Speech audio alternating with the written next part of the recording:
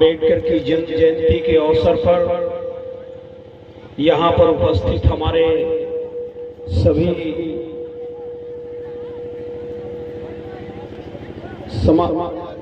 विचारक अभी मुझसे पहले बोले, यहाँ पर मौजूद हैं शैलेश कुमार, शैलेंद्र कुमार एडवोकेट जी,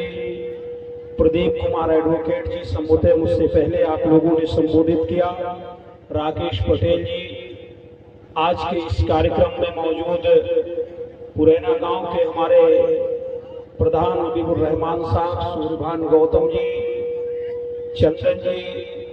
और मैं यहाँ से देख रहा हूँ हमारे सरपरस्त सैयद अली साहब, इरफान साहब, रफीउद्दीन साहब, पुरैना मंसूर गांव में मौजूद हमारे सभी बाबा साहब डॉक्टर भीमराव अंबेडकर को मानने वाले हमारे दलित समुदाय के, मुस्लिम समुदाय और तमाम लोग जो यहाँ आज इस कार्यक्रम में मौजूद हैं, आप माताएं, बहनें, मैं आप सभी लोगों का हार्दिक स्वागत और अभिनंदन करता हूँ। अरविंद साहब को खास तौर से मुबारकबाद दूंगा कि आपने डॉक्टर साहब बाबा भीमराव अंबेडकर के विषय में इस अभियान को डॉक्टर साहब बाबा भीमराव अंबेडकर को जानने और समझने के लिए ग्रामीण क्षेत्र में ये मेरा जिला पंचायत वार्ड है वकील साहब, यहाँ पर आपने ये कार्यक्रम आयोजित किया। पूरे आयोजक मंडल को मैं बहुत बहुत धन्यवाद देता हूँ। अभी हमारे दो एडवोकेट्स आपके बीच में अपनी बात कह करके गए हैं और मैं उनकी बात से मुत्तफिक हूं कि डॉक्टर साहब अंबेडकर के विषय में अगर पूरी रात चर्चा की जाए, पूरा दिन चर्चा की जाए, पूरे महीने चर्चा की जाए तो कम है। जो उनका जीवन संघर्ष है और यहाँ पर जो प्रबुद्ध समाज के लोग बैठे हैं, दलित समाज से संबंध रखने वाले, वो जानते हैं कि डॉक्टर साहब बाबा भीमराव अंबेडकर जी पर सबसे ज्यादा असर महात्मा ज्योतिबा फूले जी का पड़ा।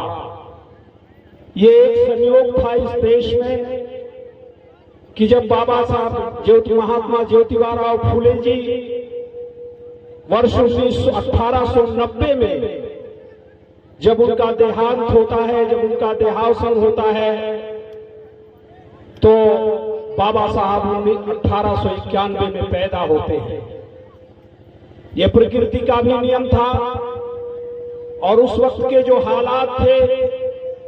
जो कंडीशन थी, जो दलित समाज, शोषित वंचित वर्ग के लोगों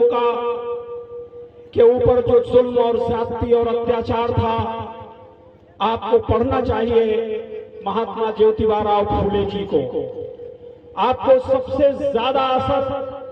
बाबा साहब के जीवन संघर्ष पर अगर पड़ा है, और उन्होंने कई जगहों पर कहा कि महात्मा ज्योतिबा फूले हमारे गुरु थे, और उन्होंने जो सामाजिक परिस्थितियों का आकलन किया, आप मानवीय संवेदनाओं को अगर सामने रखें तो आप अंदाजा नहीं कर सकते कि पानी पीने से किसी इंसान को वंचित कर दिया जाए, सवारी पर बैठने से वंचित कर दिया जाए, शिक्षा के अधिकार से वंचित कर दिया जाए, शादी ब्याह की रीति रिवाजों में और सम्मान के साथ जीने से वंचित कर दिया जाए। आप इसकी कल्पना नहीं कर सकते। ज्योतिबा फूले जी ने इसको बहुत नजदीक से देखा था, और यहाँ पर हमारे वकील साहब बैठे हैं, उनके मित्र एक प्रभुत्ववादी समाज के थे और उन्होंने एक संकल्प लिया, उन्होंने शादी में बुलाया, और जब शादी में बारात का जुलूस चल रहा था तो कुछ प्रभुत्ववादियों ने देखा कि इसमें एक दलित समाज का, माली समाज का व्यक्ति चल रहा है, और उसके बाद ज्योतिबा फूले जी को पकड़ करके कहा कि यहाँ कहाँ, हमारे बीच में इस एक घटना का असर उनके जीवन पर बहुत पड़ा, और उन्होंने संकल्प लिया कि मुझे अपने समाज की महिलाओं को शिक्षित करना है, मुझे अपने समाज के बेटों को शिक्षित करना है, यहाँ तक कि मुझे अपने समाज के बुजुर्गों को जो अच्छी खासी उम्र तक पहुंच गए हैं उन्हें भी शिक्षित करना है। और उसके बाद उन्होंने अपने समाज के बड़े लोगों के लिए भी विद्यालय खोले, अनाथालय खोले, और उसके बाद शिक्षित करने का काम किया। साथियों, डॉक्टर साहब भीमराव अंबेडकर जिस वक्त मध्य प्रदेश के मुंह में पैदा हुए और माता का साया बहुत जल्दी उनके जीवन से उठ गया, लेकिन उनके अंदर एक कल्पना थी, एक संकल्प था। छोटी उम्र से ही वो किताबों से बहुत ज्यादा अपने आप को नजदीक पाते थे। पढ़ने का संकल्प था। मुंबई गए, मुंबई से लेकर के और उसके बाद बाहर की यात्राएं की, इंग्लैंड से लेकर के जर्मनी और जर्मनी से लेकर के अमेरिका तक की, और एक लंबी डिग्री लेकर के, और उसके बाद उन्हें अभी छात्रवृत्ति का जिक्र किया। गायकवाड़ के राजा सयाजीराव गायकवाड़ जी ने उन्हें छात्रवृत्ति दी, शर्त पर दी कि जब आप पढ़ करके आएंगे तो हमारे राज्य में आप नौकरी करेंगे, आप इसको जो है हमारी सेवा प्रदान करेंगे। लेकिन आप कल्पना करिए कि विदेश से पढ़ा हुआ एक नौजवान जब देश में लौटा तो जब लोग फाइलें देते थे तो फेंक करके देते थे, जबकि वो बहुत बड़े ओहदे पर थे। फाइलें देते थे तो हाथ में नहीं देते थे, दूर से फेंक दिया करते थे। पानी मांगते थे तो पानी डंडे में बांध करके गिलास उनके सामने किया जाता था।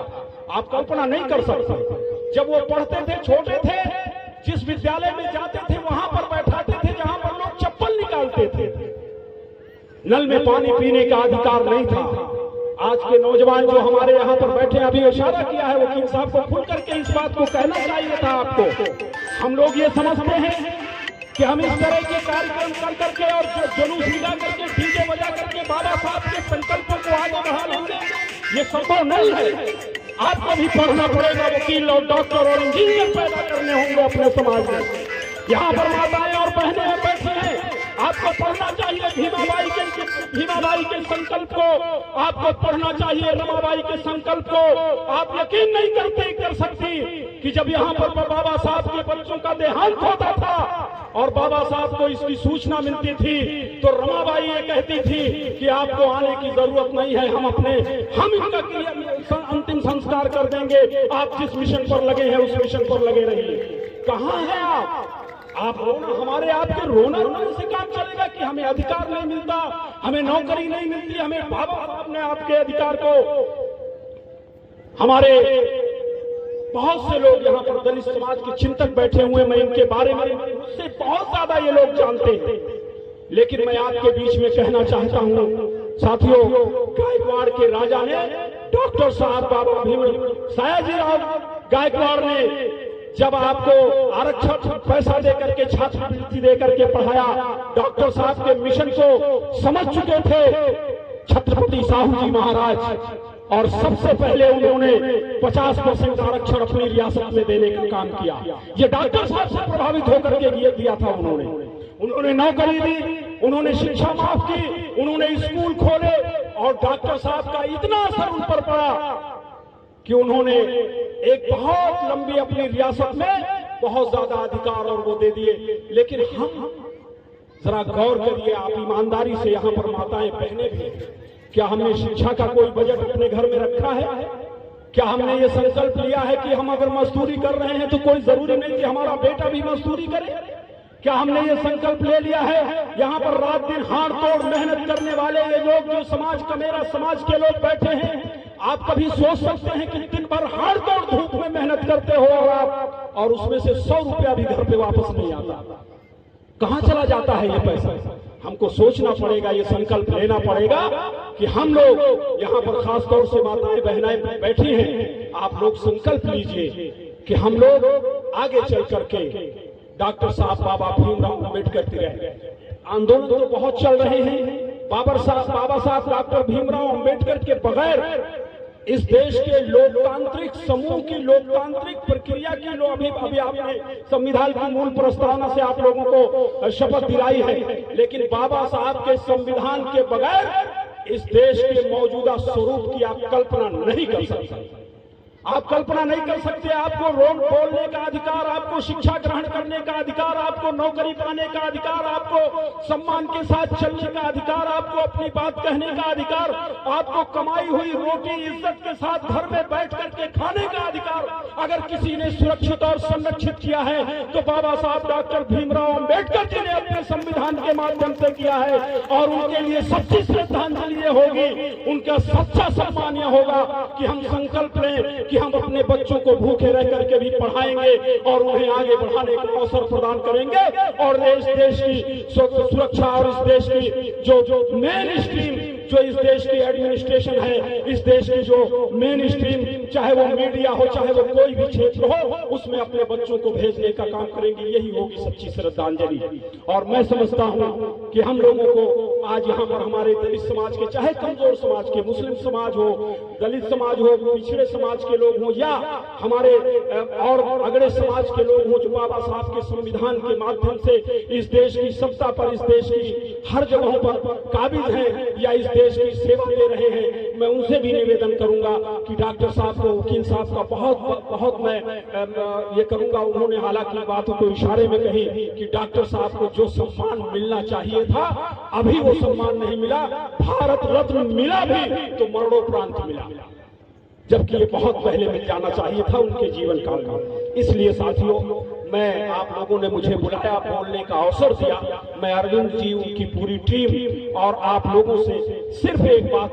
का निवेदन करते हुए कि आप संकल्प लीजिए, समय अभी गया नहीं है। बहुत से लोगों के आंखों में अभी तिरंगा भी कुछ लोगों के आंखों में खटक रहा है, बाबा साहब का दिया हुआ संविधान भी खटक रहा है। हमें उसकी सुरक्षा करनी है, हमें उसको समझना है और उसको पढ़ करके आगे बढ़ना है और संविधान की भावनाओं को, बाबा साहब की भावनाओं को समझ करके हमें आगे बढ़ना है, पढ़ना भी है। इसलिए आप संकल्प लें कि हम लोग अपने बच्चों को स्कूल भेजेंगे, पढ़ाएंगे, एक रोटी कम खाएंगे, लेकिन हम इस संविधान की सुरक्षा के लिए बाबा साहब को इस देश में पूरी तरह पूरा सम्मान दिलाने के लिए हमेशा अनवरत प्रयास करेंगे, सारे एक दूसरे से मिलजुल करके आगे बढ़ेंगे। इन्हीं बातों के साथ मैं अपनी बात खत्म करता हूं। अगर मेरी कोई बात आप लोगों को खराब लगी होगी तो मैं उसके लिए क्षमा चाहता हूं।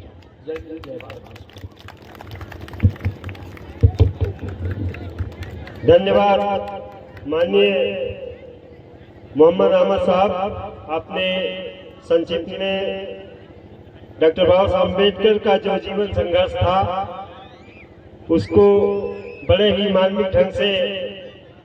सभी के सामने आपने पेश किया और वक्ता